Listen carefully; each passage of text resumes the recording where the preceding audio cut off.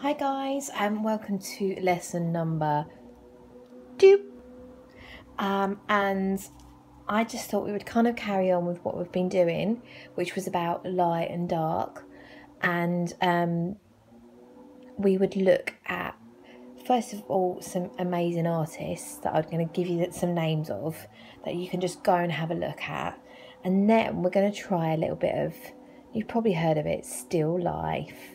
Now, this sometimes bores the socks off some people, but I think it's a brilliant way of getting your eye in and really concentrating. And that, what I said with the first lesson about the art of looking and about looking at the light and dark, doing still life is such a good way of exercising that and just getting used to looking at shading and things like that. So what we're going to do, we're going to go straight on it. If you can pick up a piece of fruit or anything like we looked at a pine cone last week, it can be the most mundane everyday object, but I always think an apple is quite a good one. Any piece of fruit, anything that you can pick up, just put on your bit of paper now and have a little go at with me while I'm drawing this apple. That'd be amazing. Just go and do it now, quickly. Go and get one. Okay, and while they're going to go and get one, I want to tell the rest of you guys about galleries, about art galleries. Now, at the moment, a lot of the galleries are putting on so much more things on their website for you guys to access. And if ever you think that still life is really boring, please take a look at places like the National Gallery website or the Tate.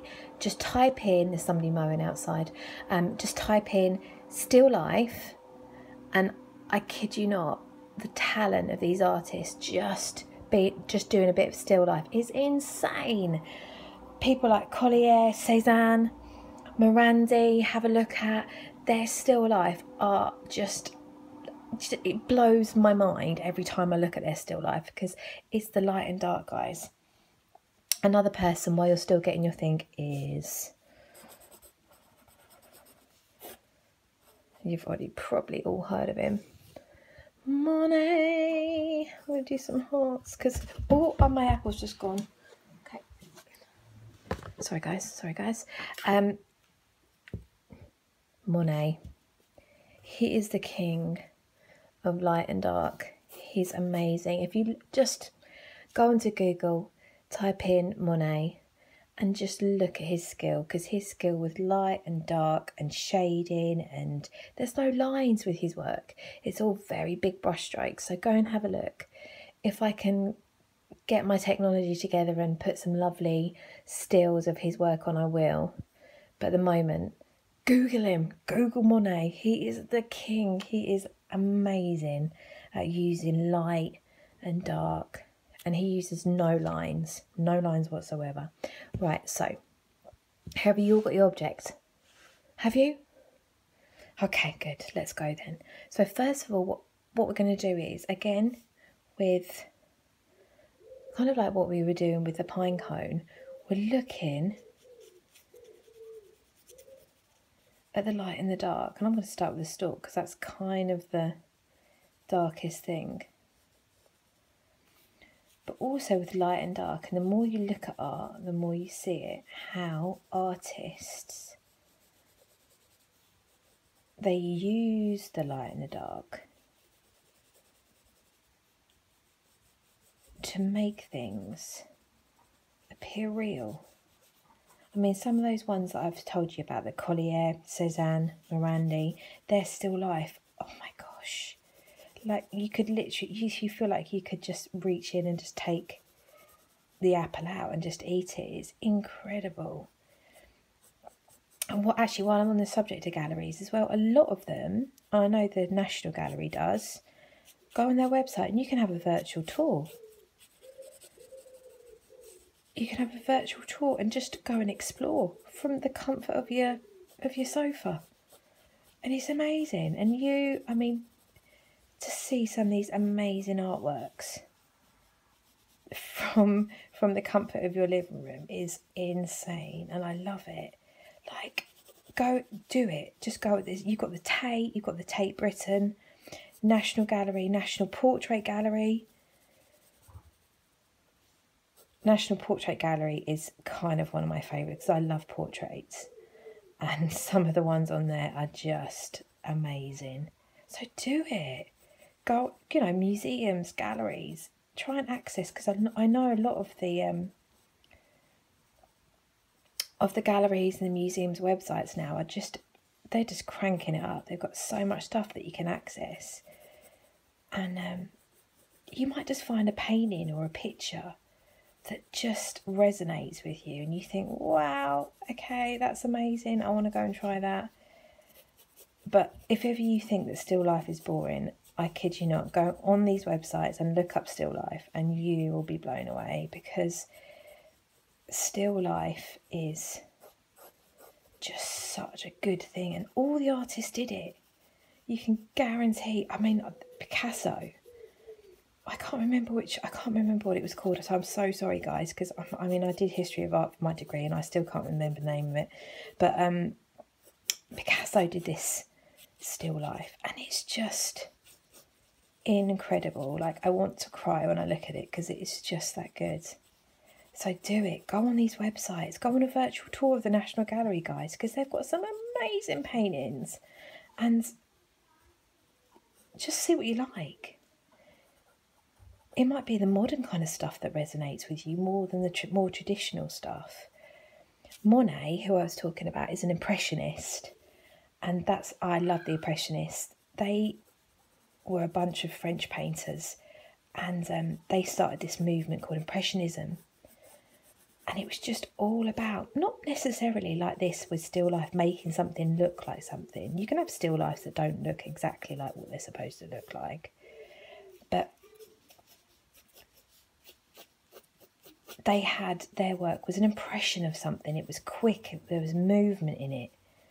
And just go and have a look, guys. Look up Impressionism if you want to know what I'm talking about, because it's just beautiful. And Monet is especially good. Now, as you can see, and hopefully you're doing all this at home as well with whatever object you've got, it's just, again, picking up that light and dark. Try not to draw lines. I have drawn a little line, I know but what I'm going to do actually is draw this shadow underneath the apple, because it's not just about the object, it's about how it's sitting in the world.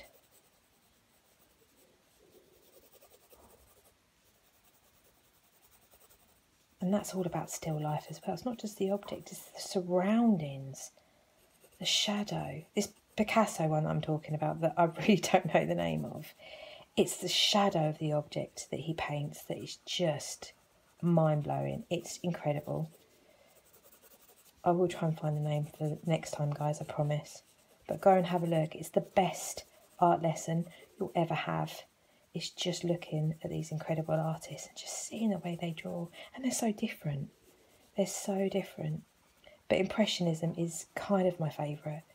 I've got lots of favourites, but... So, light and dark, guys, light and dark. And the longer you spend on it, it doesn't have to be that long, but just picking up the light and dark, it starts coming off the page. It starts looking like you might be able to just pick up and eat it. And do you know what? This is the best. If I'm ever feeling a little bit, I don't know, stressed or whatever, a bit down, I pick up something and just randomly draw it. And it's the most calming process, guys. It's so relaxing. And especially at the moment where we're all kind of, you know, we're at home a lot. We're starting to maybe get a little bit annoyed with your brothers or sisters, a little bit annoyed with your mum and dad, or whoever you're living with right now, whoever you're with. Sometimes this can be such a good way of just unwinding. It's good for the old mind, I think. And also too is exercise. I've done my Joe Wicks this morning.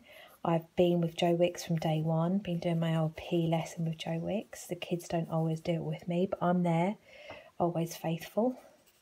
And I tell you what, guys, mentally I feel so good afterwards. But actually, art is really good. Art is such a good thing. And if you're ever feeling a little bit low, pick up a pencil, get your little object that you're drawing. That's really dark here. I've just noticed how dark it is underneath this apple. Yeah, pick up your pencil and get drawing. And it's just so good. It's just a real calming process. And don't worry if it doesn't look like what you're trying to draw, because that's not the point of it. You should see some of the best artists. It doesn't necessarily look like an apple, but you know it is. That's the point. Alright guys, I'm going to wrap it up now because I've got my kids downstairs and they're probably going to want their 150th snack of the day, because that's basically all they want to do right now. So I'm going to wrap it up. But little homework, get your still life, do your Joe Wicks, look up those artists, Monet, Collier, Cézanne, Morandi, look up the art galleries, go on a virtual tour, have a look round an art gallery with no one there. It's amazing. It's the best way to do it, I think. And keep safe, keep well, keep drawing, and I'll see you again soon for another little lesson. Bye guys.